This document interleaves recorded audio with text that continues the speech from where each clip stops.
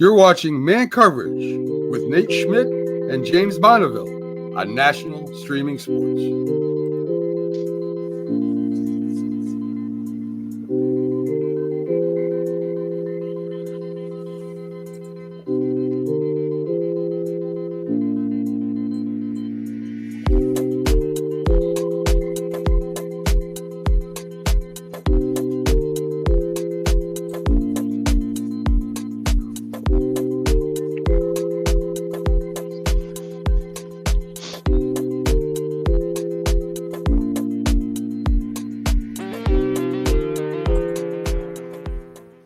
Good afternoon, everyone. This is Man Coverage. This is Knoxville Nate and James Bonneville. We are coming to you live on November 9th, 2025, College Football Week 11. We're coming close to the end here. I think we're starting to get some questions answered. What do you think, James? I mean, this playoff's getting clearer and clearer by the second. I think I think it's the back end is what we're concerned about, and we're getting closer and closer to conference championship time. And even those I think it's more unclear who's going to be in the conference championships than who's going to be in the playoff. Wouldn't you say? Yeah, I think so. And this brings up a really interesting point here as far as why we do conference championship games anymore. What's the point of the conference championship game, James? What's the point of it? Well, I mean, isn't it automatic? You get an automatic bid if you're a Power 4 team, correct? Can't you give the automatic bid to whoever is the regular season champ? But what if you have two teams that are undefeated? Well, you can go head to head. You can go points. I mean, I guess in that instance it would make sense, but I mean, really, where do we have that in the Big Ten? At this moment? Yeah. Where else? I mean, the way the ACC's playing out, I mean, who knows? I mean, you may go down to 2 losses, possibly even, who knows how after yesterday, how far down the rabbit hole you have to go. I mean, but you look right now, you've got 5 teams with 1 loss in the ACC. Yeah. How that's going to play out. I mean, it's SEC. I mean, I would agree if the conferences were smaller, like they were, I don't know, a decade ago, when the Big 12 actually had 12 teams in it, and the Big 10 the Big 10 hasn't had 10 teams in it since '92. But I mean, now that you've got like 18 teams in the conference, you can't play everybody. So what do you do? I mean, I agree. I think we got to cut down on the number of freaking games because potentially you could see a 12-game schedule plus the playoff. You get it, you go to the conference championship 13, and then you go all the way to the championship. That's 17 games. That's what I'm talking about. That's a lot. We say that we care about these kids' health and we care about their safety, and then we're going to have them play an NFL schedule in college. And I don't know if that is really in their best interest. Well, and we haven't even talked about academics yet. I mean, it's like academics has become an afterthought in this day and age, don't you think? And nobody cares about that. No. Nobody cares about that at all. And, I want to get into a topic first and foremost today, that I think we have to bring up.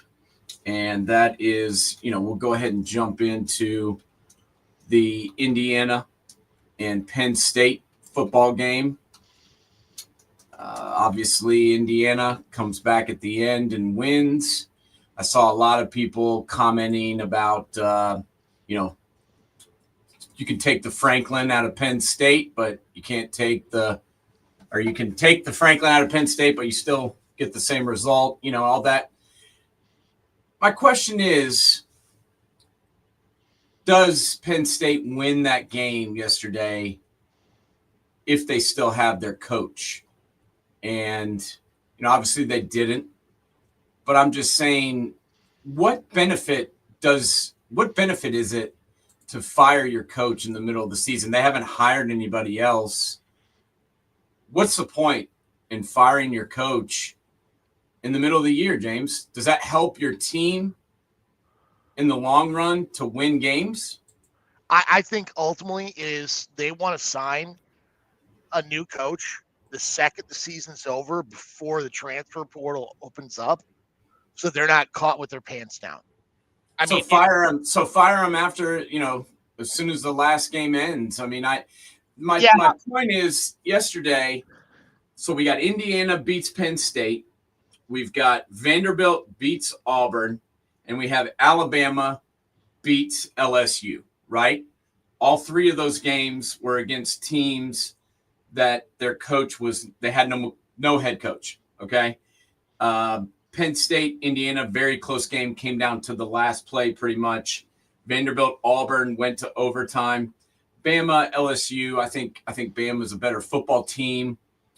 But my question is, if these guys had kept their head coaches through the weekend, do they win those games? I mean, my example is if you look at Wisconsin and Washington, where everybody was talking about firing Luke Fickell, including myself, and getting rid of him. Well, the university backs him, keeps him, and they beat a top 25 ranked team yesterday for the first time that I can remember. So what are we saying to these kids by firing the coach in the middle of the year and giving up on the season? I think they're giving themselves more time to find a head coach, because if you wait to the end of the year, you got to go bang bang really quick. I mean, honestly, it wouldn't shock. I mean, in the olden days, it was the day after the last season. You used to see coaches get fired left and right. Now they want as much time as possible to get that person in place, because, I mean, the problem is what happens if the guy you want is in the playoff. He's not going to announce that he's going to your school before the playoff. So now You're screwed doubly. I mean, there's this basically a game of Russian roulette with these schools when you hire or fire a coach. I mean, some of these buyouts are freaking insane. And people act like it's $30 million. It's $50 million. Like it's money under the couch cushions. I mean, I don't see them ponying up cash to buy out James Franklin or Brian Kelly or Hugh Freeze or whomever. It's always somebody else. It's always another billionaire donor from the organization or from the school. And it's. Do I think if Franklin was coaching yesterday, they would have won? No, I don't. I really don't. I think honestly that Oregon game screwed up that locker room that bad, and it's never been the same since. Yeah, I don't see how firing the coach, though, in the middle of the season helps your team at all. Not today. I don't. It doesn't help the team. I mean, I think that all these kids, they're sitting there looking at each other. The coach has been fired. The administration's already given up on the year. Who the hell cares? Why go out and try as hard? I mean, if I was playing on that team, I'd quit. I wouldn't play anymore. I would sit out, especially if I had additional eligibility. I mean, I guess if I'm trying to get to the NFL, I would keep going. But you're not helping yourself by playing on a team that's already given up, sold their coach out, and is, turned in their tickets on the season. I think it's a joke. I really do. And I don't understand how we can act like we care. We can act like every game means so much, but then we fire the coach in the middle of the year. And then the team, I mean, Penn State hasn't won since, James. No, they haven't. They haven't won since. I mean, do you really think that they would have lost every single game of the year if James Franklin was still the coach? You think they'd lose every game? Probably not. No, I agree with you there. Yeah. That's my point. You give up on the year. I mean, you think LSU's going to win another game? I don't. I mean, they don't look like they give a shit. Defensively, they give a shit. Offensively, that's a different story. Yeah, I mean, Nussmeier is probably the most disappointing player of the year, and we'll get into that game here in a minute. Yeah. Let's talk a little bit about this Penn State-Indiana game. Kind of a back-and-forth thing. Indiana was ahead, then Penn State took the lead. Indiana obviously has that drive at the end. I don't get the last series of Penn State on offense. Talk to me about what could Penn State have done differently to win this game, James, because I've got some theories. That was the most confusing thing in the world. It just seemed disorganized from the get-go. And, I mean, you look at their quarterback situation, he's really not built for that. Granted, he was never supposed to be that guy. It was supposed to be Drew Aller to begin with. And that's a team that has to be – they can't be coming from behind to drive length of the field to win that game. I mean, Indiana, that was a hell of a drive. But I think there was a lot of things that the film session's going to show teams to do against Indiana in the future to beat them. I mean, let's be honest, Penn State's, attack, their defense, their front seven on their defense knows how to get the quarterback. And Mendoza, in a lot of cases, looked very frustrated and flustered throughout the game. Their cornerbacks and safeties were really pretty handsy on those receivers, and those receivers weren't used to that. I mean, granted, Surratt wasn't there, but still, I will say, though, that drive at the end of the game, if Mendoza does win the Heisman Trophy, that's what they're going to come back to, because that was a big boy move. I mean, when I started hearing people saying that he could potentially be the first pick in the draft, it's possible. It's very possible. No, it is. And, yeah, that was great. My question is, though, it's 1st and 10, 2 minutes and 14 seconds to go, right? You're winning 24-20. So you got a 4-point lead. The other team's going to have to drive the field and score a touchdown to win. 1st down and 10, you're in the shotgun. You hand the ball off to Kaytron Allen for no gain, right? 2nd and 10, you come out in the shotgun again. You hand it to Kaytron Allen again for 0 yards. So now it's, or 1 yard, I believe. So now it's 3rd and 9. And you roll Grunkemeyer out to the right flat. He throws a 2-yard pass. Now it's 4th and 7. Then you get a false start. And then you punt with 1:51 to go. When you saw that there was 1:51 left, they were down 4, did you not know that they were going to win? Because I knew it. Yeah. Why not try and pick up the 1st down? You have to. What's the point? Who cares? Who cares if you lose? You've already lost, 4 games in a row? Who cares if you lose another one? Why not throw the ball down the field? Why not hand the ball off, not in the shotgun where you're 7 yards deep when you're handing the ball off? Who the hell is calling these plays? Why would you do that when you have a chance to beat an undefeated team and give your guys a chance to feel some happiness and some joy in this horrendous season that you're experiencing? Why not go for the jugular and win the game, James? Because they're trying not to lose rather than trying to win. And that's how you lose. That's how you lose. Absolutely. I mean, honest to God, I would have tried to find a way to get the ball any which way possible to Trevor Pena. I mean, he was having by far the best game. He's their best receiver. I mean, the kid was ballyhooed coming out of Syracuse, transferring in. But holy crap, I mean, it's once again Penn State pulling a Penn State. And we said it before after they lost to Oregon. The question we asked on the show is, would Penn State lose another game? Yeah. Would they lose the next 6? I didn't see that happening, but it doesn't shock me. I mean, the way this is a team that everybody thought was gonna contend for the national championship. And you can't sit here and look me in the face and tell me that they suck now. They don't suck. They've given up, and they don't believe they're going to win. They don't think that they're going to win.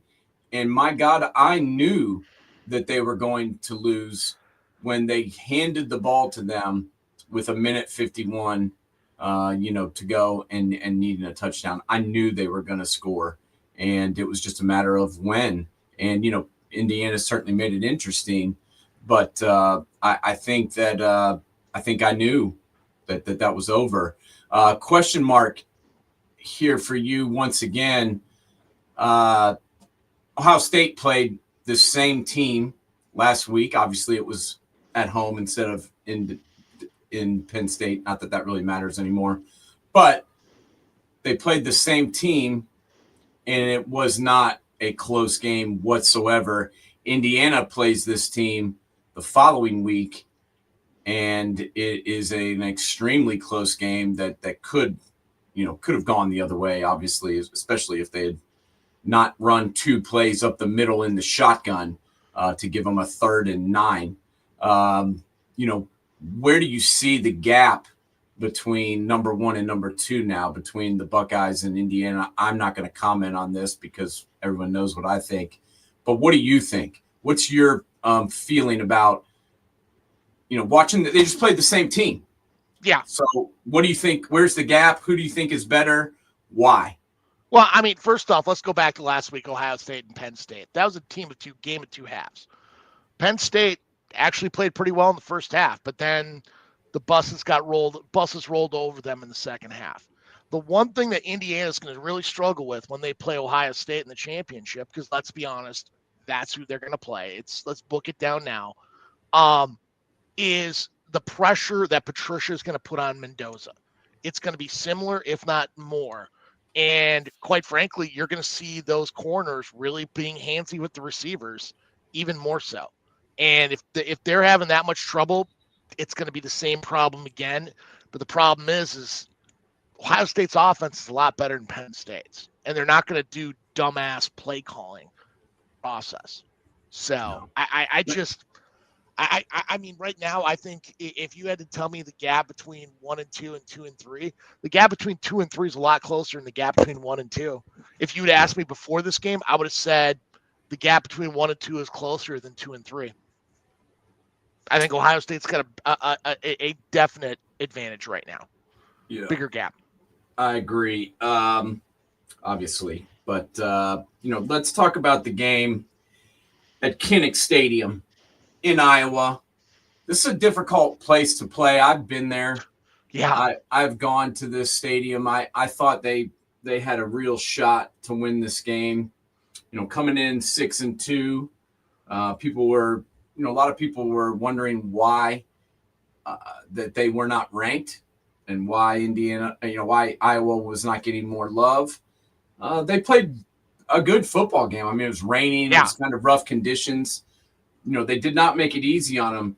But I do think we need to give Oregon some credit. This is the second game now they've gone on the road in conference against a good football team and found a way to win. I mean, this wasn't like Dante Moore's coming out party, 13 of 21 for 100 yards, basically, and an interception. He did not play great. However, they ran the football for 261 yards. This isn't the flashy, speed teams of Oregon that we've seen in the past. They grounded and pounded it, James. 261 yards rushing against Kurt Ferentz and the Iowa Hawkeyes defense. How on earth have we gotten here? And what did you think about the way that Oregon won this football game? Well, I will say, I will disagree with you on the Dante Moore coming out party, because that drive at the end of the game in IC at Kinnick was a big boy move. I mean, that pass he threw to Benson with under a minute to go to get in the field goal range, I mean, that was the ballsiest pass I've ever seen, because if it's even an inch or two off, that's a pick. I mean, that was just such a big boy move on that pass down the sidelines. I mean, it was precision, and they didn't use one timeout. And I was like sitting there like, when are they going to call their timeouts? When are they going to call their timeouts? Didn't happen, over and over. But offensive line-wise, this was old school 1980s, 1990s Big Ten football when Oregon played. And Whittingham in that running game just pound and pound and pound. And they were fine getting 3 yards. They were fine to get 3 yards over and over and over again. I mean, they got in the passing situations. I mean, those DNs from Iowa were just teeing up. Llewellyn was in the backfield quite a bit. This Iowa team is, changed the name on the back of the jersey. It's the same damn team every year. The only difference is they can actually throw the ball now. I actually went into this game thinking if Iowa kept it close, Iowa should be in the playoff if they win out. This is a damn good team, and if I'm Texas A&M, I don't want to play Iowa because that's a team that can beat them. Yeah, but when is Texas A&M going to play Iowa? In the playoff, you mean? In the playoff. Yeah. I think they should. I mean, honestly, it's this isn't previous Iowa teams where when they throw the ball, it's hoping and praying. Gronkowski is a good quarterback. Hell, their drive to take the lead was insane. I mean, I've never seen. I mean, they were throwing the ball in Iowa. I mean, they probably haven't seen the ball in the air since what? Hayden Fry and Chuck Long. I mean, it's like Brad Banks was pretty good, bro. Yeah, but that running game was really. I mean, you looked at Gallery on the line. I mean, that was a hell of a running game, and then their linebacking core was phenomenal. Yeah, but Brad Banks could throw the football now. He could sling it. That guy was a legit, passing quarterback, at least compared to some of the guys they have now. 2002, I think it was, he threw 26 touchdowns. But I haven't seen a passing attack from them since then, and that was 2002. So we're talking 23 years since we've been able to throw the football. But I do think now with their third loss, that's a problem. I mean, they're not going to make the playoff at this point, having their third loss on the ledger. But their losses are close loss to the number 2 team in the country in Indiana, close loss to another top 5 team in Oregon. Because you can't. Yeah, the Oregon should be there. True. But that Iowa State loss looks bad now because Iowa State has fallen apart, which is another topic. They're going to be an 8-win team, but yeah, I mean, would you take them over Oklahoma? I would in a heartbeat. And people are still talking Iowa over Oklahoma. Oh yeah. Ooh, no, I don't think so. I would take Oklahoma if Mateer comes back close to whatever we saw in the beginning of the season. I think Oklahoma could possibly, win a game in the playoff if they get there, if he gets back. I saw glimpses of it in the second half against Tennessee. As I told you, the first half was as bad as it could have possibly been. And I'm like, this guy, they got to take him out. I'm like, they can't get any passing yards. They basically had no passing yards in the entire first half, and it was a struggle. He got going a little bit in the second half. So I think that, it is looking better. But now what the Iowa State team lost 4 in a row, they did end up coming back and beating TCU yesterday, which was a huge win for them. But, losing to Colorado, bro. Yeah. I'm still trying to figure out how that happened because that was embarrassing. But, why don't we jump over to the Big 12 here and talk a little bit about the Texas Tech Red Raiders, because I'm interested to see where do you have them? What do you think about the Texas Tech football team? I liked them, but did I think that they were going to roll BYU and beat them yesterday 29-7? I did not. The defense to me really played better than I expected for the Red Raiders. What do you think about Texas Tech, and what did you think about their ability to knock off BYU for their first loss all year? Saying it's 29-7 made it actually sound close. Texas Tech literally kicked the ever-living piss out of BYU. They were living in the backfield. The line of scrimmage play, that Walker kid they got out of Stanford to come down to Lubbock, holy crap, that kid is good. That kid is a top 10 pick. You will see him on Sundays, and he will create havoc. I mean, this Texas Tech team, they're going to win the Big 12. They will make the playoff, but I don't see them winning a game in the playoff. I don't think they've got the guns to do it. But look at where they were 5 years ago, 3 years ago. I mean, they've taken the portal and NIL and remade this program where they're going to the playoff. And I got to give Joey McGuire a lot of credit. I mean, this is really a well done. And I think you could see this continue in the future. I think finding a better quarterback, better specialty players. I think this could keep going down the line for the Red Raiders. Yeah, I mean, they made the experience. I mean, people were camping out all week to go to this game. I mean, they had students. It was like Krzyzewskiville, bro, where people were sleeping in tents, waiting to go see this football team. And that hasn't really happened since Michael Crabtree was around and, catching passes for the Raiders. And that was a while ago. So I do want to give some credit to McGuire as well. I think he's I look like Texas Tech coach today, by the way, with my arms. I was just thinking about that. I was like, I could be at the press conference talking about it. But the biggest thing that stood out to me, James, and the biggest thing that I took away from this was BYU running the football 27 times for 67 yards. I mean, that to me is where Texas Tech won this game. I mean, you're making this freshman kid, Brockmeyer, you're going to make him win the game when you can't get a 3-yard gain on offense running the ball. I mean, that puts a lot of pressure on him.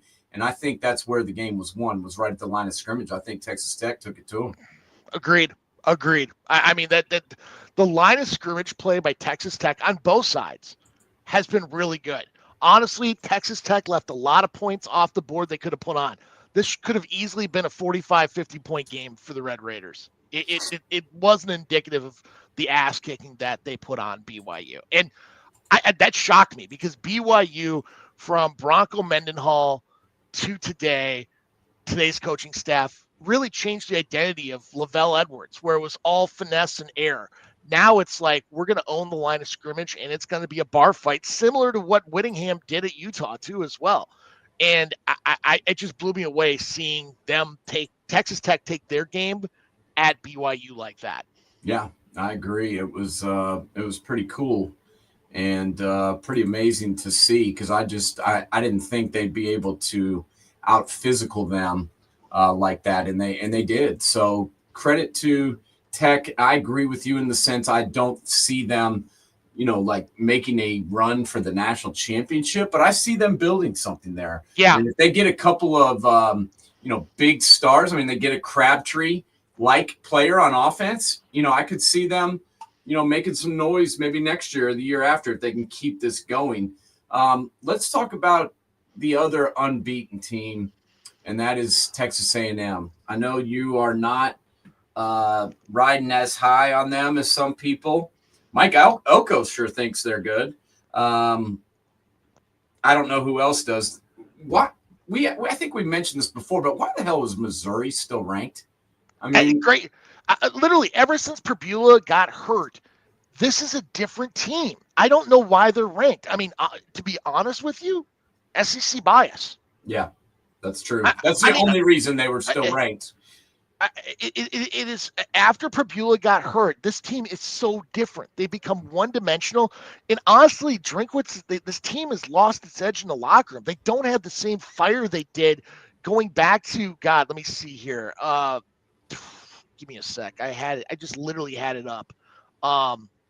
It was before the Alabama game. Like it was like after Prbula got hurt, it's like this team, its soul got ripped away from them. And it's sad to see, because I liked this team at the beginning of the year. I was like thinking, this is a team that could make a run for the SEC title.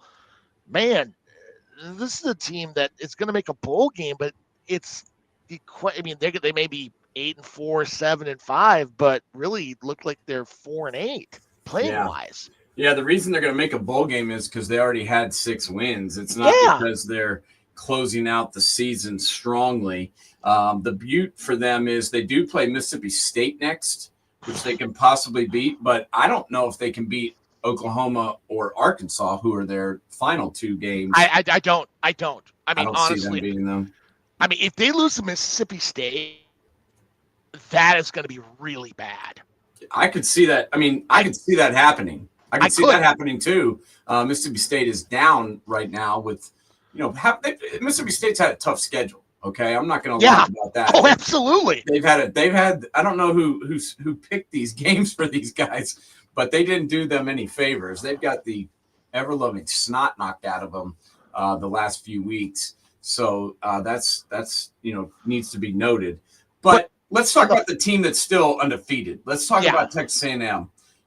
I have not been in love with Marcel Reed. However, he's gotten better. I mean, he has improved. 20 of 29 yesterday for 221 yards, 2 touchdowns, no picks. He's not just running around anymore. I mean, he's throwing the football down the field on schedule sometimes. What do you think about him and his progression? And, what do you think about A&M being the best team in the SEC? I mean, do you think they are? Sadly, yes. But I think people are overestimating the SEC because of the Power 4 teams. Texas A&M has the easiest schedule. The next, finishing right above them, good old Piss. And who's in the top? Who are both in the top 6? A&M and Ole Miss. And I mean, who's their best win? At Notre Dame, where they gave up 40. Yeah. I mean, it's not like Notre Dame's playing much better ball now, but early in the season, I didn't know if CJ Carr was going to keep his job. Yeah. Well, and A&M gave up 40 points to Notre Dame. They gave up 42 to Arkansas. Yeah. This isn't like a A&M defense from the past, that we're accustomed to seeing. That's what's, kind of alarming to me. Giving up 40 to Notre Dame, giving up 42 to Arkansas. They gave up 25 to LSU, who sucks. And, yesterday, even though Missouri couldn't complete a pass, I think he completed 7 balls out of 22 attempts. Missouri still ran the football on them. Yeah. I believe they still ended up running for over 200 yards, which they've struggled the last couple of weeks. Roberts had 110 yards. Hardy had 109. So they ran, even with the sack yardage, for 207. I don't know if this defense is good enough to win them a championship. There are guys on their team I like Concepcion. I really like that kid. When Le'Veon Moss comes back healthy, love that kid. But I'm going to take that back. A&M is not the best team in the SEC. I think if A&M plays Alabama, Alabama beats them. Now, I'm not a big fan of Alabama's running game. I mean, quite frankly, their offensive line run blocks for shit, and they don't have that game breaker too at running back. I mean, Jam Miller, I'm sorry, he ain't it. No. I mean, he's a far cry from the 15-year stretch you saw Saban, who had guys at 3rd string that end up playing in the NFL. Yeah. This is just their running game. But I think they would beat in Atlanta. Alabama would beat A&M. Yeah, and let's talk about that just for one moment. Who's going to play in Atlanta? Right now, I got to go A&M with what we know, A&M and Alabama. Yeah. But I mean, are you impressed with A&M or Alabama? I'm not. I mean, I as far as the SEC goes, I think those are probably the 2 best teams. But I don't know if they don't look like championship caliber teams at this point. I mean, even at 9-0, I've still got question marks, especially defensively, about A&M. And as I mentioned, I think Reed is growing on me a little bit. I think he's getting better. Do I think he can win a national championship? I don't know if I'm ready to go that far, but we'll see. We'll definitely see. I'd love to see him play Alabama in the SEC championship game and see what that looks like. I hate championship games, but I'd probably watch that one. So we'll see what happens. I want to talk Vandy Auburn in 30 seconds. Football season is here, and SeatGeek is my go-to for buying tickets. Now, with SeatGeek, every single ticket is backed with their buyer guarantee. We've all had plans change, and when you can't make it to the big game, SeatGeek has you covered. They're the only ticketer that allows you to return your tickets ahead of the event for credit with SeatGeek swaps. So when things come up, I know that my tickets won't go to waste. So what are you waiting for? Download the SeatGeek app to maximize your possibilities and shop live events with confidence. All right. We are back. This is Man Coverage. This is Knoxville native James Bonneville. We are coming at you live talking college football week number 11. Auburn yesterday welcomed Diego Pavia and the boys to a ball game that, honestly went back and forth quite a bit. I did not think that Vanderbilt would struggle this badly. I thought Vandy, I'm not as impressed with them as other people, but I thought they would handle the Auburn Tigers, who also have already fired their coach and pretty much given up on the season. However, they showed some fight yesterday, buddy. Took them to overtime. I knew once it went to overtime they were going to lose. However, they did play better than I expected them to. I know I'm not the biggest Diego fan, but he played well. Yeah. Yesterday. I mean, that was a complete game from him. I've got nothing negative to say about him. I mean, what else do you want this kid to do? He threw for 377 yards, 3 touchdowns, ran for 112. This was, in my estimation, his best game of the season, and no one's really saying that, but I am. I think he was absolutely the whole offense for Vanderbilt. I mean, nobody else, did much except for some of the receivers, Stowers and Richardson, who both had over 100 yards. But, there was no running game besides Diego. What did you think about this matchup? And what did you think about Vanderbilt showing a little fight there, coming back and winning this game and, scoring 45 points at the end when it was, not as high scoring in the first half? Honestly, I go back more to Auburn and how I was shocked. I mean, we've known Auburn's defense has been able to show up, but their offense has been, when the beginning of the year, you had one person calling first down, another person calling second down, another person calling third down, and we'll figure it out who's going to call on fourth. You knew there was going to be problems on the offensive side of the ball, which made me feel bad for Cam Coleman because I'm not going to lie, that kid's a stud. Yeah. Like, that kid's an absolute stud.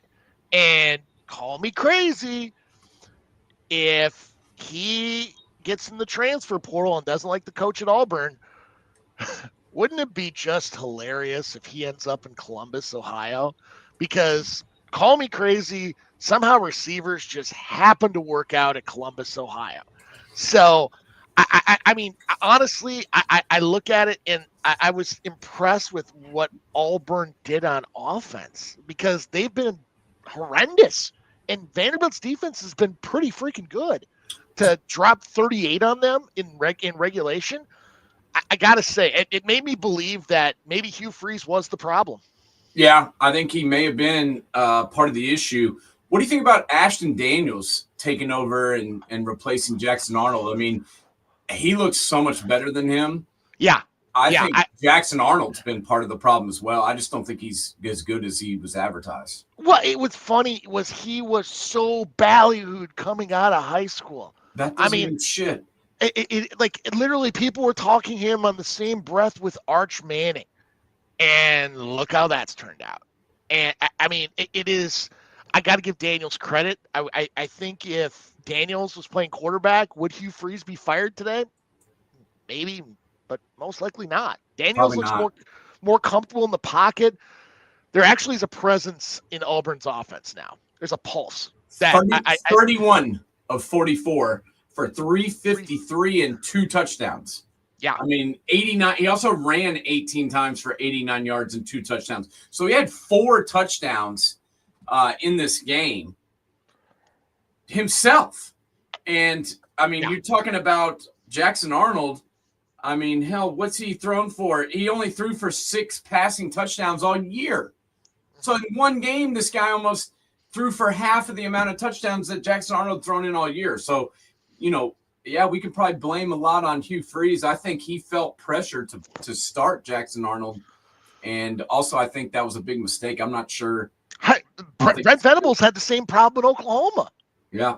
I mean, I think that's why they were happy he was leaving. Yeah. No pressure to play him anymore. I mean, because what Dylan Gabriel didn't want to go, but there was pressure. They wanted to start Jackson Arnold. And I'm like, I'd rather go with the guy you know, the guy you trust, than a completely unknown. And I mean, hell, I remember Diego Pavia during the season before Jerry Kill took over or Jerry Kill's first year in New Mexico State. Minnesota played him.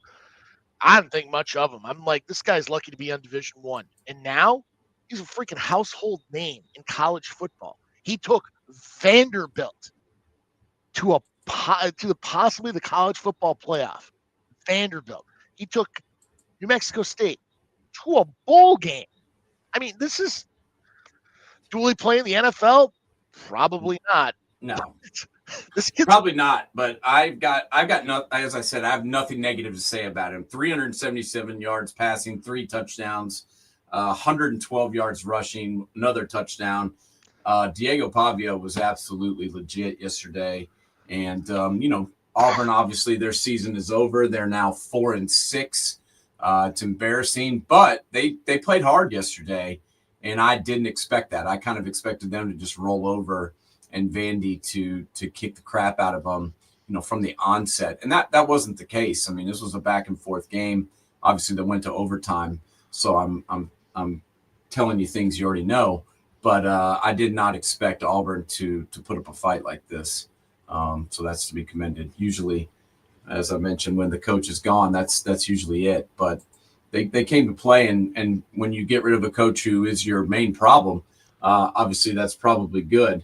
Bama, LSU, anything to even talk about here? I mean, LSU once again can't score a touchdown. I mean, I don't understand.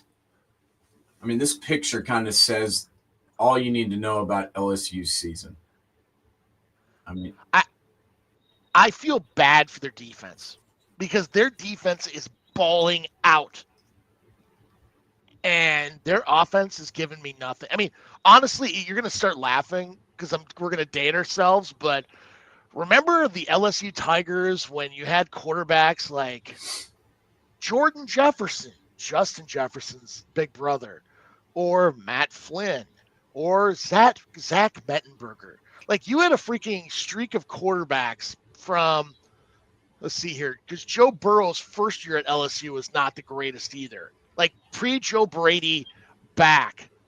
I mean, there were some offenses that were horrendous, and you had defenses that were just stacked up, attacking the quarterback. And I think we're back to the Les Miles in LSU again. I mean, this is insane. Yeah, luckily, lots of people thought that Harold Perkins was going to sit out the rest of the season and save his body. I want to give that kid some credit because he showed up big yesterday, finished the game as the leading tackler for the LSU Tigers. He had 5 solos, 9 total. He had a sack. He had a tackle for loss. He had some pressures.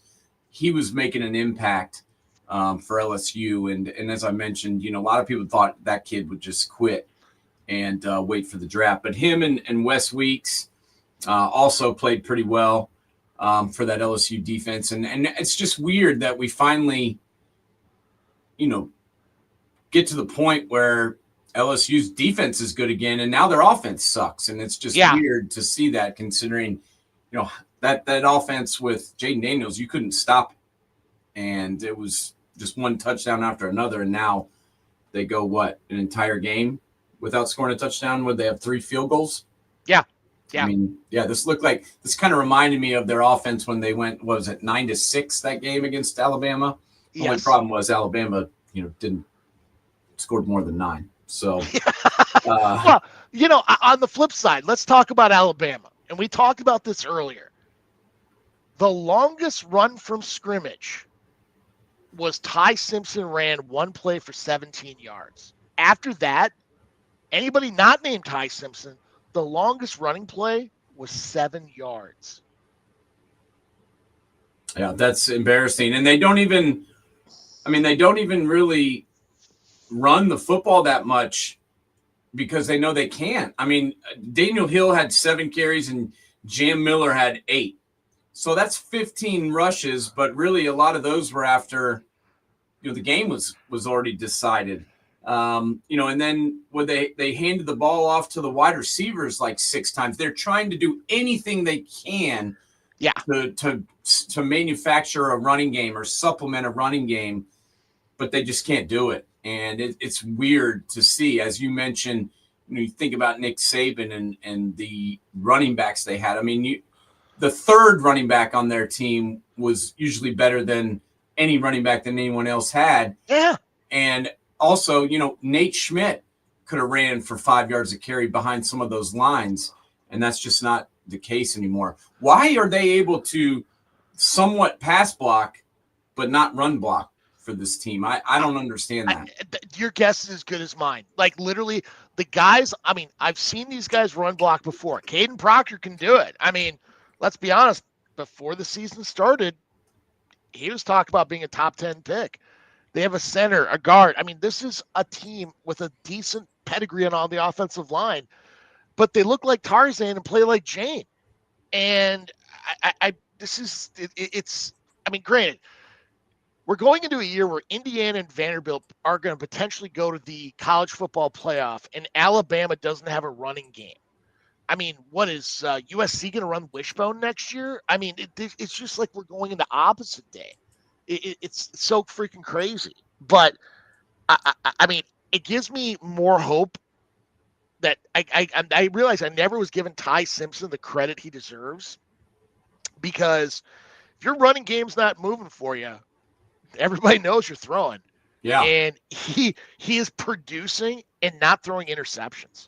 That's the big key. I mean, right now I got to look at him as sitting in New York with San and Francisco Mendoza for the Heisman right now. One of those 3 would win it. And who's the 4th guy? Are you subscribing to the Jeremiah Love? I'm not there yet. I'm not there yet. But said that. They're running a campaign on that somehow, like where they're sending out Valentine's crap. Like, it's crazy the marketing stuff those Heisman guys do. Well, but the Notre Dame offense has taken off. Yesterday, Jeremiah Love had 13 carries for 94 yards, but it wasn't even just him. I mean, they ran for 249. Yeah. So I mean, they're getting it done, and CJ Carr's not even having to do a whole lot. So, you're going against Navy, but 2, I mean, honestly, you got to give the offensive line for many years. Their run blocking has been phenomenal in South Bend. I mean, I keep going back to one of my favorite offensive linemen, Quentin Nelson, who I was watching this morning. I mean, that guy just mauls people, and he really fits that Notre Dame mentality. And guys like Jeremiah Love really benefit. I mean, hell, Joe Alt, Minneapolis product. His dad played in the NFL for the Chiefs. I mean, they've done really well, especially in that run blocking category. So, yeah. And before we get out of here, I want to talk a little bit about the Wake Forest Demon Deacons. And no, I'm not talking about Tim Duncan. I'm talking about the Wake Forest Demon Deacon football team. I mean, woo!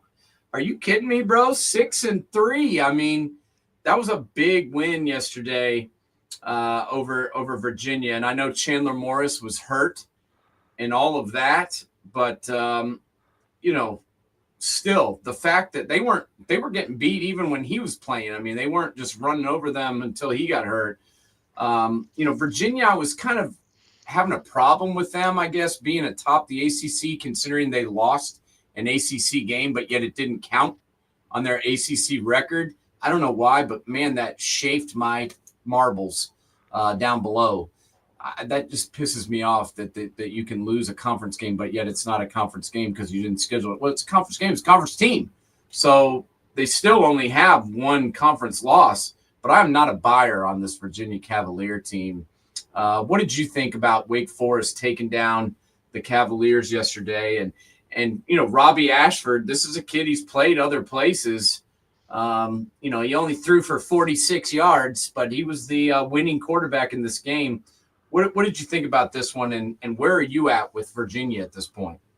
I want to go in a different direction and talk about their head coach, Jake Dickert. This kid has kid. I'm saying he's a kid. He's probably younger than us. He's younger than us. This is a kid who grew up in small town Wisconsin. You know, he didn't go to a big school. He went to UW Stevens Point in the infamous D3 WIAC conference with Whitewater and Oshkosh and Platteville, you know, prominent top 25 teams. Stevens Point isn't one of them.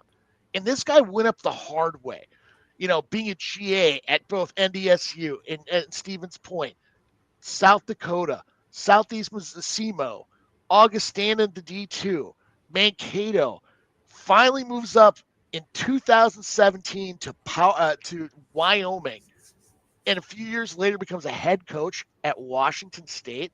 And all this guy does is overperform. I mean, because let's be honest, Wake is not going to have the recruiting budget. They don't have the name, and you know for a fact they don't got crap NIL. So when you got somebody good, they're like a group of 5 team or group of 6. They're going somewhere else. Yet he is winning at Wake.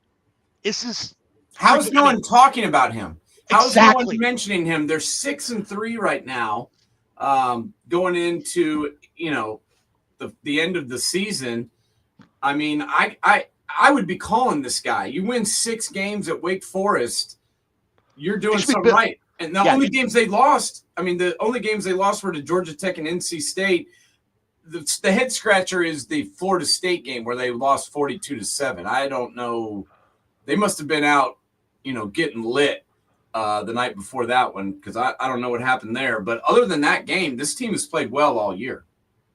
It is. I cannot wait to see Jake Dickert get a more high-profile job, because what he's done at Washington State, now at Wake Forest, I'm impressed. And this is a guy who has little to no resources. I mean, kind of like the coach at New Mexico right now, the Eck kid, Jason Eck, another kid. Nobody's talking to him. He's winning at freaking New Mexico. 10 years ago, we'd be talking about these guys left and right about who's going to get that job. Nobody's talking about it. It's like nobody cares about who the next coach is going to be, because it's all about NIL, and the head coach really is kind of a byproduct of the whole thing. So, well, yeah, and if they don't win, they just fire them after a year or two. So what does it really matter? Another, we're sticking here in the ACC. Why don't we? Because Cal, who is now 6-4, was able to come and take down Louisville. I mean, Louisville looked so good. This happens all the time with Brahms teams. I'm sorry. I don't understand. They come out and they beat the piss out of Miami on national television, and you're just like, whoa, this is a good Louisville team. This guy is a great coach. And then they lose to Cal at home, bro. not at Cal, in the Ville. At home. Yeah, I if you'd have told me this was in Berkeley, and this was like the, ACC, night game, I could see it. But this was in Louisville, and yeah, they gave up 323 passing yards to a guy I can't even pronounce his name. I would tell you his name, but I can't say it. Sagapatella. I saw this kid play. When he's on, he's on. Like, he's a good running quarterback, but he's a freshman. He's a transfer in from Oregon. The kid's good, but, he does freshman crap too as well. So you got to take the good with the bad. And sometimes when he's good, he's good. Yeah, he's another guy from Hawaii who seems to be pumping quarterbacks into Division I football these days, which is crazy to think about.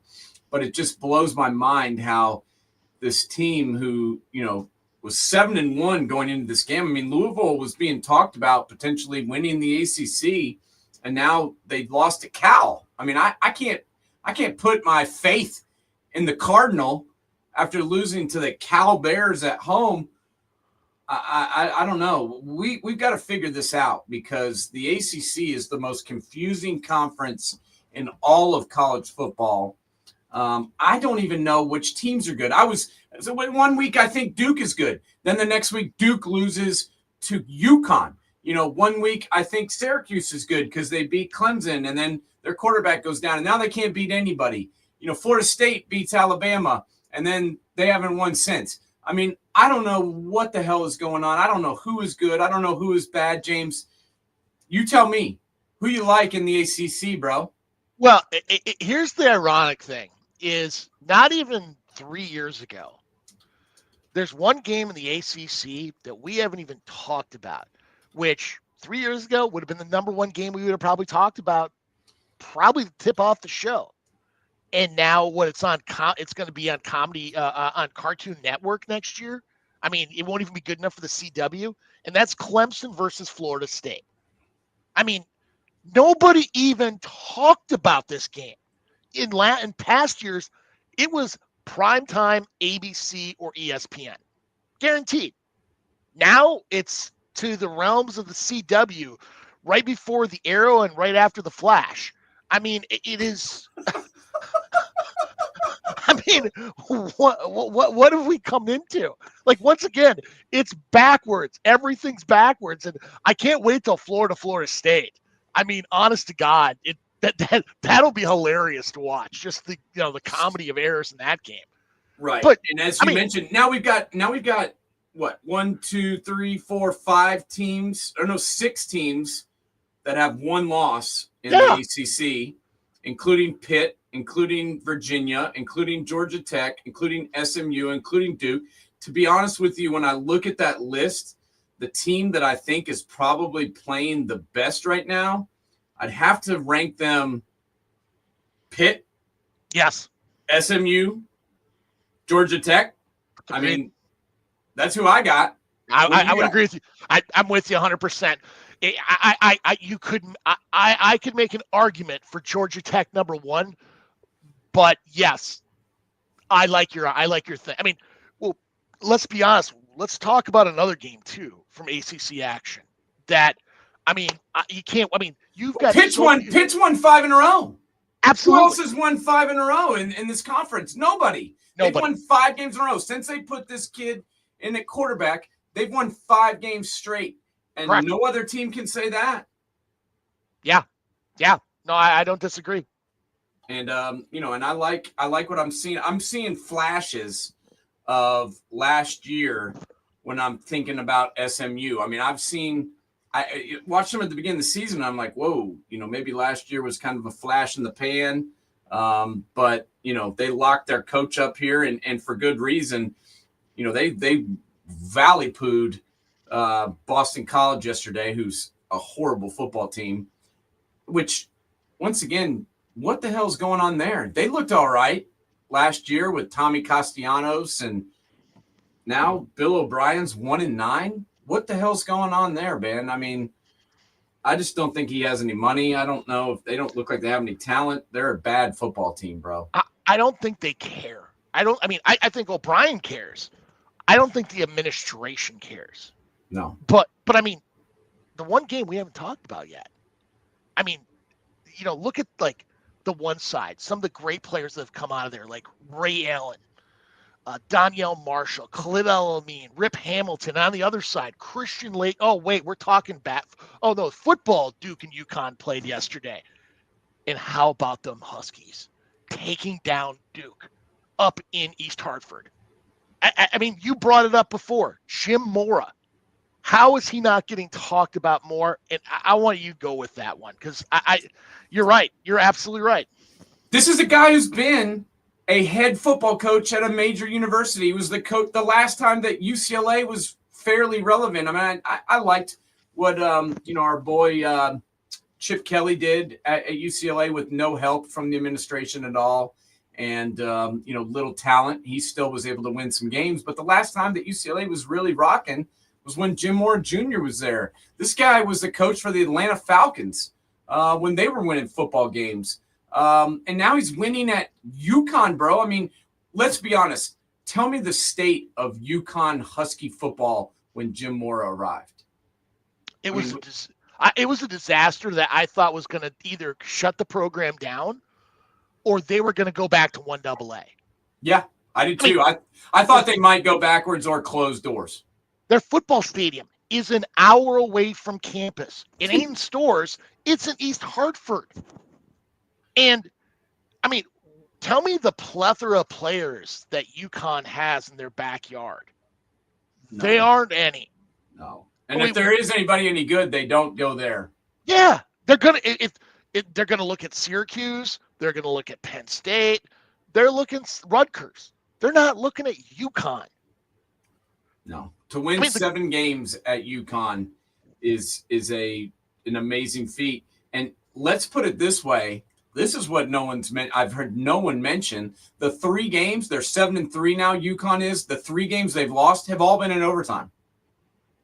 Every single one of them. I think I didn't even realize that. I gotta look that every up. game they lost. One of them was in 2 overtimes, and the other 2 were in overtime. So they've lost 3 games, 7-3. All 3 losses were in overtime.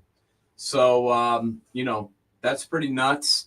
And I do think if I'm a athletic director with one of these multitude of jobs that are available, I have to at least ask Jim Mora Jr. what he would do with my program and what his vision would be, because he's a pretty damn good football coach and a proven winner. And if you can win at UConn, man, you can certainly win at a school with resources and talent, I would think.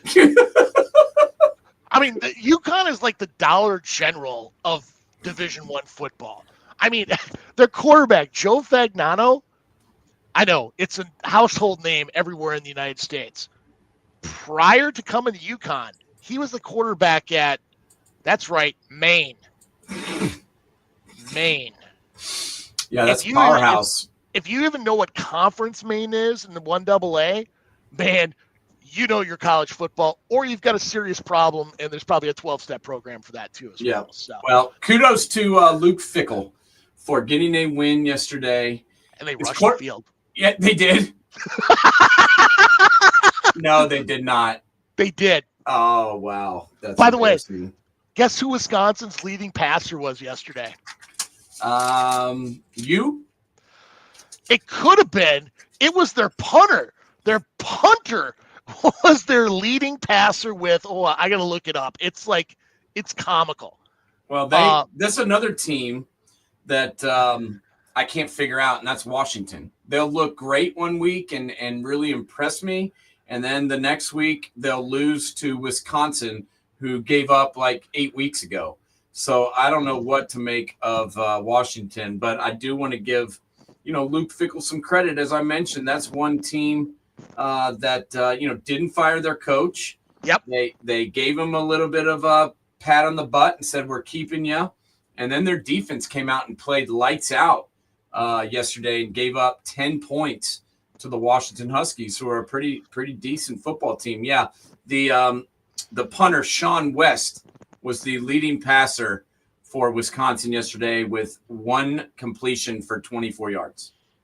And they won the game. Oh, my God. I don't even know what to even say anymore. Jonah Coleman got hurt in that game. But that it is still unexcusable how Washington would lose that game, even without Jonah Coleman. Yeah, that's embarrassing. Embarrassing when you're playing a team that's that bad and you find a way to lose. But it can be done, as proven by the Washington Huskies. But we will be back to break down Week 12. What game next week is really tickling your dinghy there, Jimbo? Gosh, you went that direction. Honestly, there are a few games that I'm intrigued by. Like nothing that I mean, Notre Dame and Pittsburgh, honestly, is gonna be a game not talked about, but it's a game people should watch. And it's sad it's the 11 a.m. game on ABC, or 12 if you're on the East Coast. Oklahoma, Alabama. I mean, it is what it is. That's an elimination game for Oklahoma. Yeah, USC, if they can beat them, they could do something. USC and Iowa. That's going to be an interesting game because you're dealing with 2 radically different thought processes and how they attack it. But Texas and Georgia will probably be the showcase game that everybody's going to run around. But I think the best game I'd want to see, Notre Dame and Pitt, and USC and Iowa are probably Notre Dame. Pitt. I like Notre Dame and Pitt. I'm glad you brought that up. Here's an upset special for you. I want you to tell me which one of these games you can see most likely to be an upset. You got Virginia versus Duke. Duke is coming off a UConn loss. So can they beat Virginia? You tell me. Florida, Ole Miss. Does Florida have any life left them at all? And then your boys, Minnesota, playing against Oregon on Friday night, and then also Clemson, Louisville. Can Clemson beat the Cardinals? I'm going with Duke. Duke over Virginia. Yep. Yeah, that's the one I feel most comfortable with. Me too.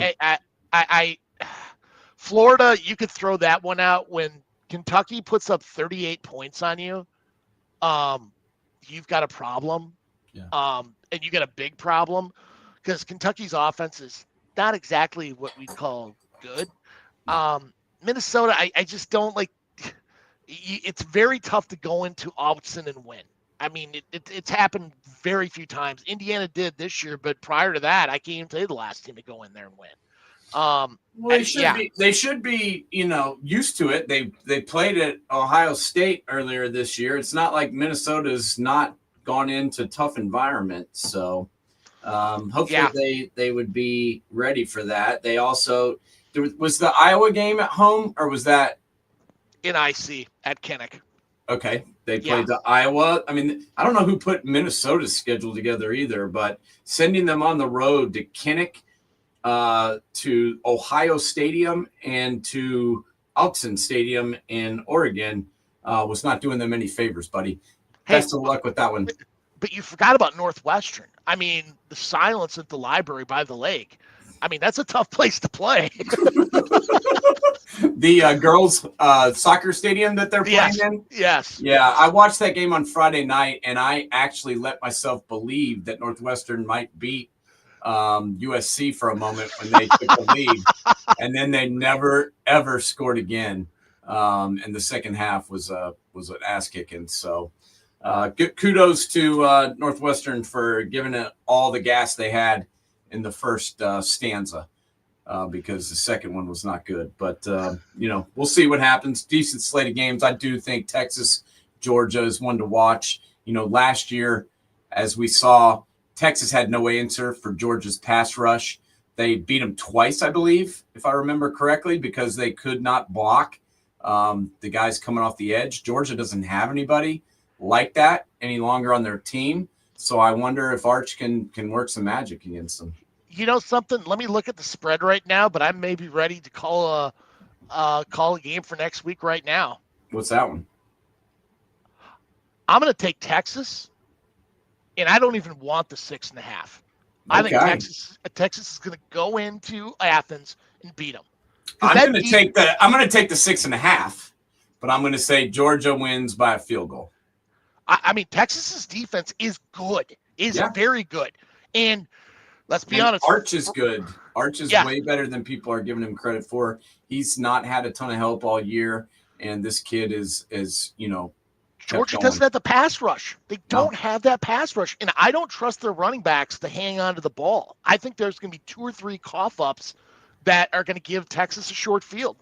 Yeah, but somehow Kirby always figures out a way to cheat and win. Wait! I'm sorry. I'm clapping right now. Clapping. Who claps like this? Oh yeah. What is that?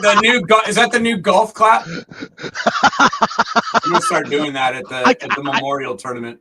I cannot believe he said that with a straight face and thought people were gonna believed it. I mean, seriously, this is clapping. I mean, come on. He would tell Luke he was his father with a straight face.